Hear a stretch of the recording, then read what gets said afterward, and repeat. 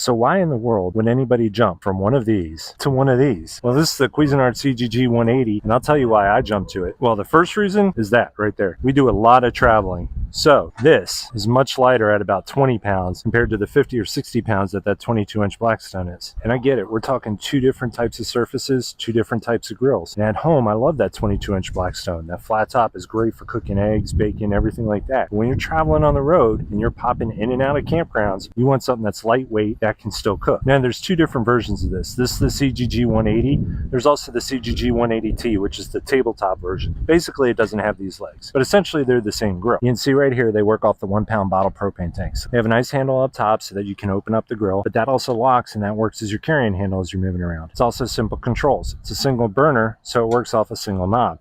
And it does have a push button start, as you heard. Now, as for the cooking surface, a lot of people are going to say that this is small. They advertise that this can hold up to 8 burgers. I really think it's about 6 good, decent sized burgers for your average adult. Now, there is one thing to be aware of. That's the height of this grill. It comes up to about 30 to 31 inches off the ground. I'm 6'2", so that's about mid-thigh. My wife was a little concerned that might be a little bit low for cooking height, but there's a simple way around that.